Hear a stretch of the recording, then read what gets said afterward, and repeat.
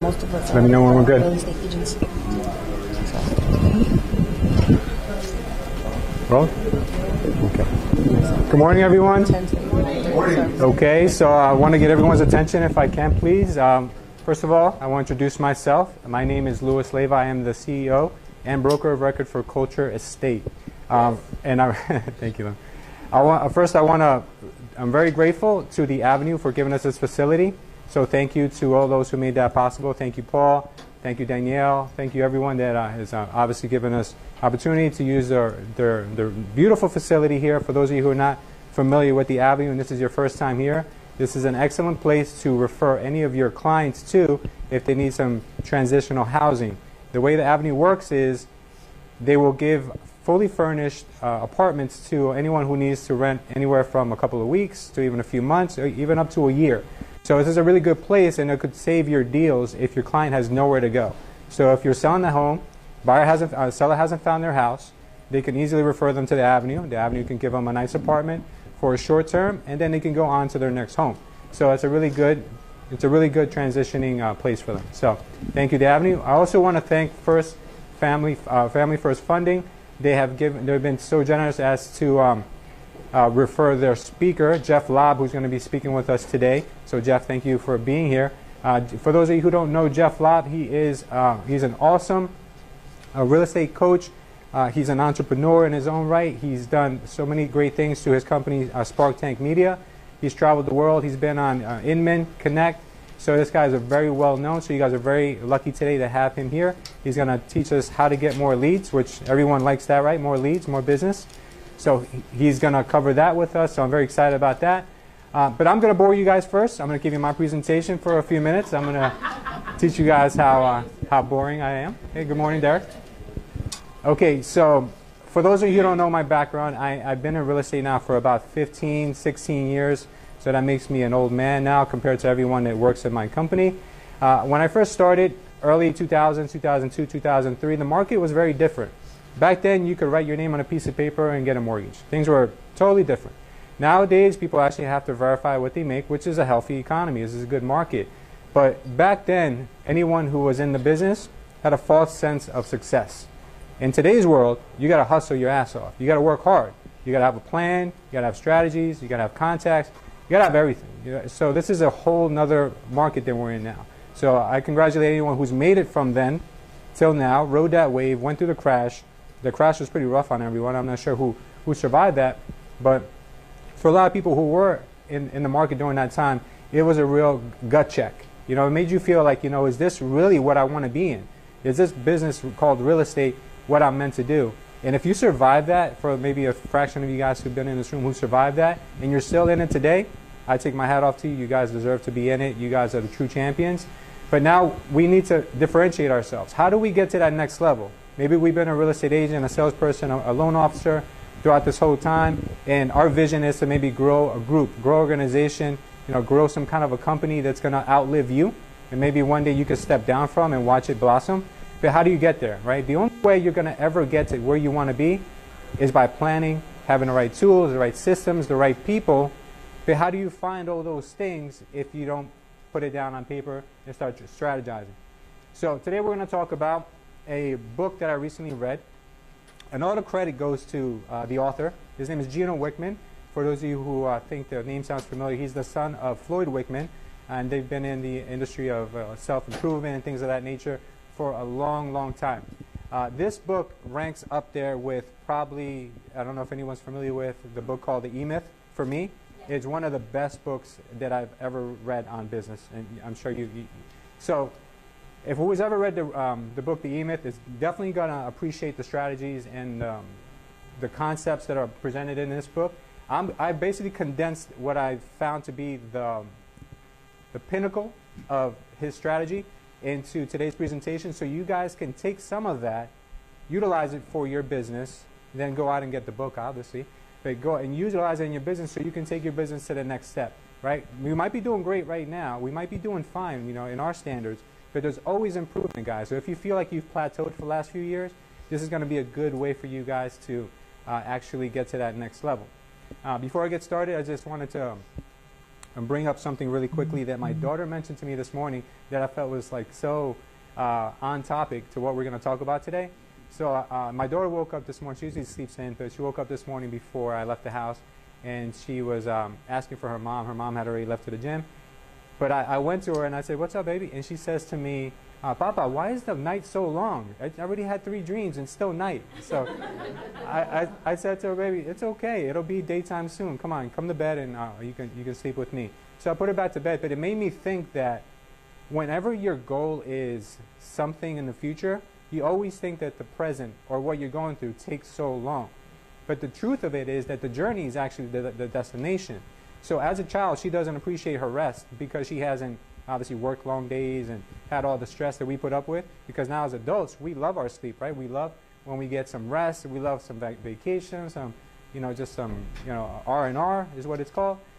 So I thought to myself, it'd be a good way to present this to you guys, because what you're going to learn today is the journey and how to enjoy the journey and how to make the journey more palatable. Because believe it or not, if your goal is to be a millionaire or your goal is to sell 100 transactions a year, once you get there, you might be happy for a day, a week, or even a year, but it's short-lived. So what do you do from there? You always have to have a strategy to go to that next level, because no matter what level you reach, there's always going to be a higher level. There's always going to be a bigger fish that you're going to want to learn from or be mentored from, and you're always going to want to constantly upgrade your journey. So today we're going to talk about that journey. So our presentation for today is called Reaching New Heights, Planning for a Better Tomorrow. First thing I want to talk to you guys about is going to be our vision organizer. This is what Gino Wickman talks about in his book that's going to help you guys as entrepreneurs, because everyone in this room who is a salesperson is a walking business, right? We can all agree on that. We're walking businesses. We're entrepreneurs. We don't get paid every 1st and 15th. We don't have health benefits. We don't have all these things that a lot of people are kind of comfortable with in our everyday lives, right? We've chosen that road less taken. We don't have that safety net. Maybe some of us have, second jobs. But for those who don't, this is a really rewarding industry to be in, because no one is going to dictate how much money you can make. Only you and your efforts. So today we're going to talk about how to use the vision organizer to get that vision, actually making it a dream come true. So first thing you need to do is clarify your vision, right? We all have these thoughts in our head. Hey, it'd be so cool if I reach this level, if I made platinum level this year. But what really is your vision? What is it? Put it down on paper. So I hope you guys are going to take notes during this PowerPoint. But I really want you guys to really visualize what your vision is for yourself. And you know what? Don't be shy. I know some people shy away from success because they think it's going to breed envy or it's going to be uncomfortable to be the top producer in your office. But guess what, guys? If you're a good person, you're a good-natured person, you're going to do a lot of good with your success. You're going to help other people. You're going to motivate other people. If you're passionate about charity, your church, you're going to be more giving because you're going to have more to give. So never fear back, never have a fear of success. Never hold back from success. Success is a very healthy thing as long as you do it the right way. So clarifying your vision is important because this is going to help you figure out what it is that you really want. Then we're going to figure out about the processes. We're going to figure out about the finances. We're going to figure everything out. We're going to figure out what our main clientele should be. Now, and if you have an organization around you, or even if you have just one administrator with you, this is going to help clarify that vision to everyone involved with you. Because if you have a vision of your business, if you have a vision of where you want the career that you have established for yourself to go, how do you expect your administrator? How do you expect your inside sales agent? How do you expect your front desk receptionist? How do you expect anyone to see that vision unless you're vocal about it? And they could visualize it just as you visualize it. So we're going to talk about that. But a really good quote from the book that I loved was the following. If you get all the people in your organization rowing in the same direction, you could dominate any industry and any market against any competition at any time. Now, how powerful could that be? Because guess what, guys? Who is in agreement with me that the next recession is around the corner? Everyone probably knows that the recession is around the corner. Things are starting to smell like 2007. And if that's the case, we got to prepare ourselves. But how do we prepare ourselves? And the way of doing that is by having a plan, having a strong organization, having a strong component within your organization that really visualizes where you guys need to go, both in good and bad times. right? If you don't have these things laid out, once the market starts to transition and things start to get funky and weird, where do you guys go? Do you go in that same direction that you've always been going because you didn't take the time to plan out? So that's a mistake that a lot of people do. I'm one of them. You know, I thought the good times were going to roll throughout, you know, the whole 2008s, 2009s, no matter what. You know, real estate can only go up. Who remembers saying that? I said real estate can only go up because they're not making any more land. I still quote that quote till today because I could have not been any more wrong. No, everything can go up and everything can go down. So there is no promise of tomorrow. So whenever you sell someone real estate and they say, oh, you know, how do you think the market's doing? Hey, the market is affordable. Right now you got good rates. You know, the homes are climbing, which they are. Homes have been climbing. Just state the facts, because if you go on a limb and say what I said back in 2005, oh yeah, they can't make any more land and things just got to keep going up, boy, was I wrong. And I took it on the chin. I'm not sure who had investments, who had homes they lost, but hey, listen, I jumped into the market. I bought an investment property in Miami, which was one of the hardest hit markets out of the whole country. And I actually took a 66% loss on that property. I ended up selling it for a third of what I bought it for.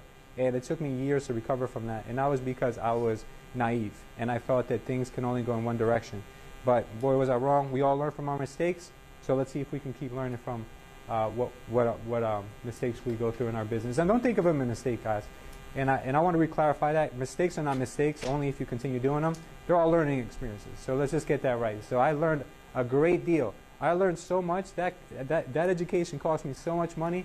But I'll tell you what, no matter what Harvard Business School or any I could have gone to, they would have never been able to drill that into my head enough as much as I felt it. And it hurt. All right, so we're going to talk about the terminology here, right? I'm sure we've all heard most of these terms, but we're just going to clarify what those things are. The first thing we have here is our core values, right? You've all heard of core values before. The core values are guiding principles. That's kind of like what we believe in our company or in our culture or in our organization. This is the things that are going to say, okay, well, these things are super important to us, and let's highlight them because we need everyone to know, not just ourselves. If I feel like having a strong ethical nature about yourself is important, but then you're hiring people who are unethical, then you're not really following your own core values. So you need to identify what is important to you. What's important to Tom? What's important to Jill? What's important to the organization? Write it down and make it visual. Make it where people understand that this is what you guys believe in. That way, in the event that one day you may hire someone who doesn't have the same core values as you, they're not going to feel comfortable joining your organization. And that's okay, because we don't want everybody in our organization. We just want like-minded people, because when you have like-minded people, things tend to move in a forward direction. Okay? So when you pick your core values, we're going to keep it simple. We're going to pick 3 to 7 core values. They will define your culture. And you guys are going to hear culture a lot today, no pun intended, but it's an important thing. They attract like-minded people, and they'll weed out the people that don't fit. We spoke about that. Once defined, you must hire, fire, review, and reward based on that. So if your core value is kindness, and you see someone in your organization continuously being kind, sharing their time, sharing their knowledge, you reward those people. You make sure that those people understand that, look, by what you're doing, you're making the workplace a better place. So, you know, that's going to be very important. Let's move on to core focus. Our core focus, or AKA our mission or vision statement, I'm sure you guys have all heard it been named alternatively like that before. This will be split up into your passion and your niche. Your passion is going to be very generic and broad. So what I mean by being generic and broad is that no matter what your passion is, no one will ever be able to tell what industry you're in. Okay? So if my passion, which I'm going to share with you guys today, what culture estates, I'm going to use culture estate as a guinea pig so you guys can all kind of, you know, follow what I mean. Once you hear our passion, it could apply to real estate, or it could apply to the hospitality business. It could apply to an oil refinery. It could be anything, because it's so generic that you wouldn't be able to know what company it is. Okay? Your niche is more important. More focused. This is something that you're actually doing. This will clarify what your industry is. All right? So we need to know that as well. Next is our issues. People tend to always kind of like deny that they have issues and not talk about the elephant in the room. But issues are really important, because if you have issues such as, like, we need more leads, or our issues is that, you know, we have no market share. Talk about the things that are uncomfortable. And all of these things, guys, everything that you're going to cover, do not do it by yourself. You need to do it with, if you don't have an organization, do it with an accountability partner, such as your husband, your wife, your brother, your sister, or someone in the office who's like-minded. If you don't have that person who works for your organization yet, and just get to it, because I'm sure they want to do the same things. You know, you guys can have these meetings every so often, when we'll speak about that in a moment, when they should be held. But these things will help everyone stay in line to accomplish their goals. So issues, talk about them. Be blunt, honest. All the obstacles, the concerns, and the opportunities, because sometimes opportunities are viewed as issues. Okay, so what if you had, someone gave you an opportunity to do a speaking engagement, but guess what? I'm terrified of speaking in front of people. Oh my God, this is such a problem. It's an issue for me. Address it. You know, join a speaking club. Do something. Get a mentor. There's always ways for you guys to deal with these issues. Never sweep them under the rug, because those issues are just going to compile and get bigger and bigger and bigger and bigger.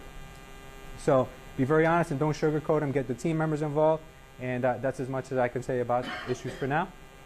Okay, your marketing strategy. We're going to talk about how to target, which your target market is going to be, right? Because we all have different target markets. Just because we're in real estate doesn't mean we all focus on the same group or the same demographic.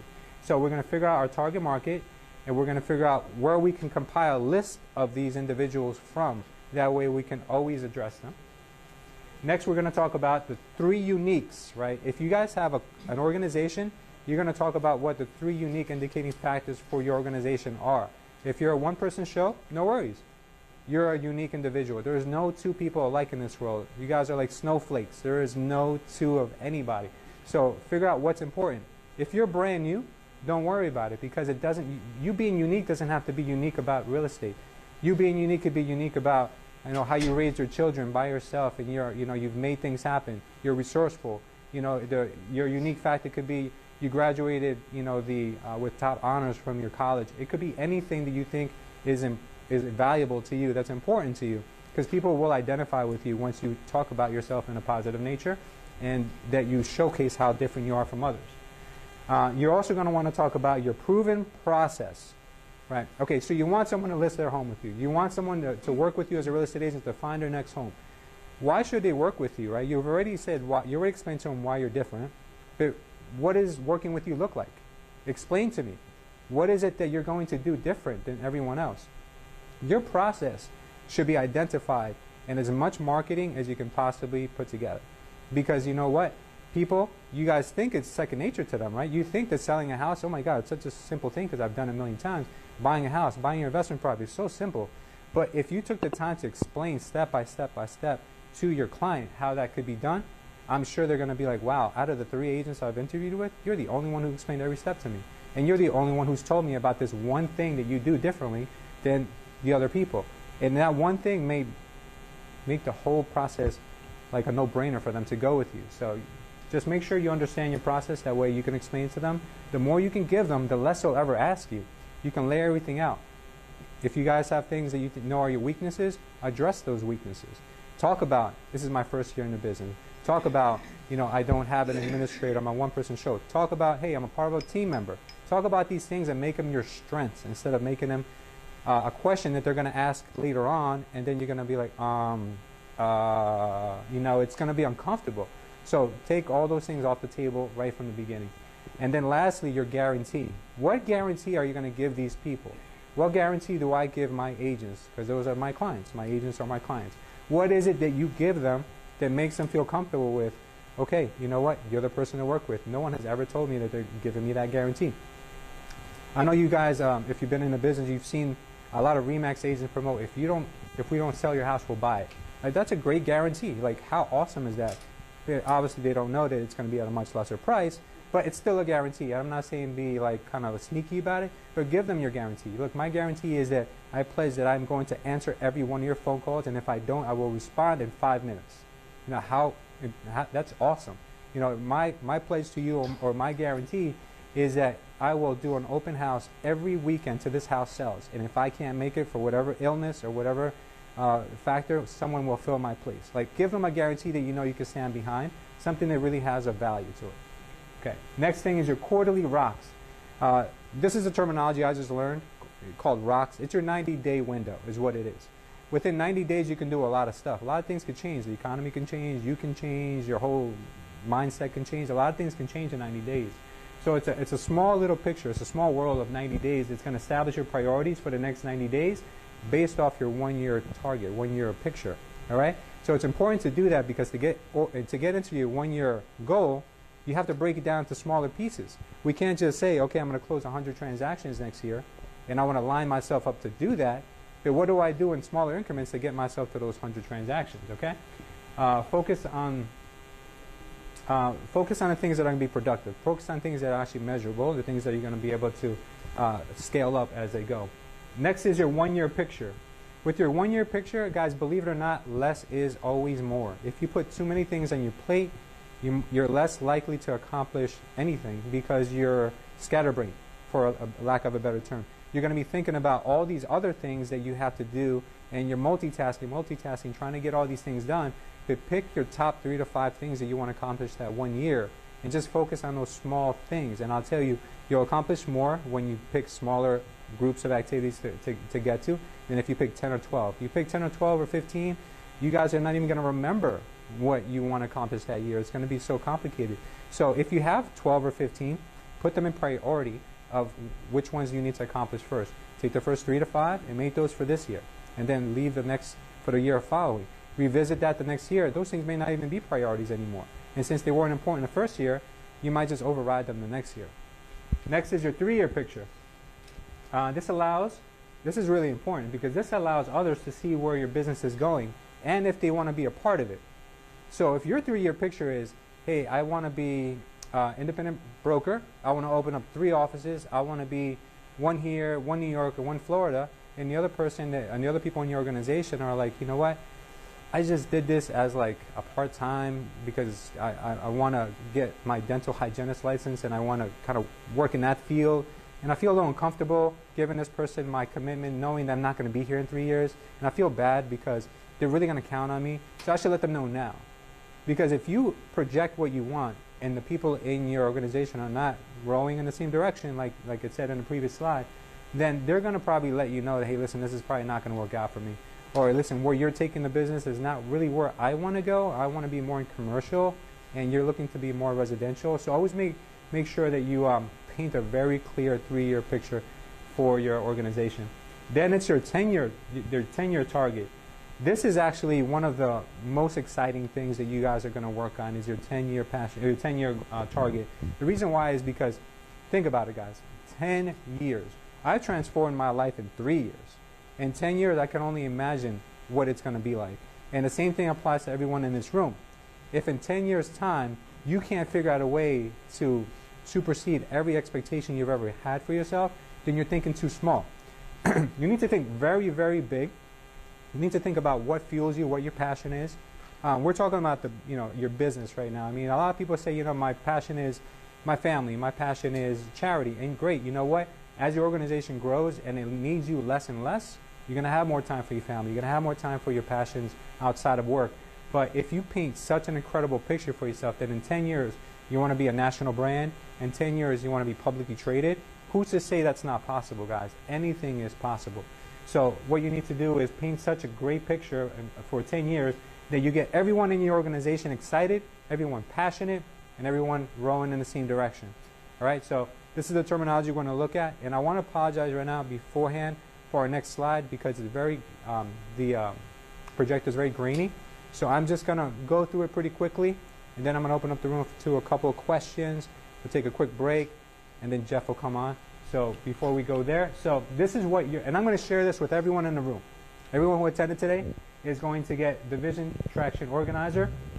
It's a 2-page spreadsheet that I had made, took it right out of the book, verbatim. That way you guys can use it for your everyday lives, for your business, if you choose to. I think it's a really good thing to use. I'm literally using it every day. I've changed my whole leadership style since I've read the book and implemented these things. So I'm going to go through this really quickly with you guys because I know you really can't see much. So up here where you see core values, our core values at Culture Estate, because I'm going to give you the example of my organization so you guys can take it to your organization, all right? I'm sorry. Where's my thing? Disappeared. Okay. core values up at the top, I think you can see there. Our first core value is a work ethic. We have a very strong work ethic. I thought I worked hard. I have agents in my office who show up at 7 and leave at midnight. Like, it's crazy. They're literally workaholics. They're there all the time. Next thing is loyalty. Loyalty is very important to us. The reason why loyalty is very important to us is because we give a lot. We give a lot to our agents. We give a lot to our employees. And all we expect in return is loyalty. Not that you can't leave our office, but just be open about it. Like, what's troubling you? Is there a problem? You know, it's a very safe atmosphere where you're not going to be judged. You're not going to be penalized. There is none of that. So we want to create that kind of environment. Next, we have our growth. Growth is important, not only in terms of monetary figures, but growth as a person. We've always known that to be a better real estate agent, you need to be a better person. You need to invest in yourself, invest in your education, invest in anything that you can that's going to further your knowledge. That's the best investment you guys could ever make. You guys can buy a $100,000 house that's worth $1 million, and it's still not going to be as valuable as investing in yourself for an entire year through a coaching program or a mentorship program. Because that'll, you know, you can lose your $100,000 house if you're reckless, but you'll never lose your knowledge. You'll always have that with you for the rest of your life, and you can pass that on to other people, to your children, and so forth. Next is knowledge, which I spoke about. It's really important to us. It's one of our core values. Positivity. Your positivity is very important. When you work in an organization, your energy will introduce you before you ever say a word.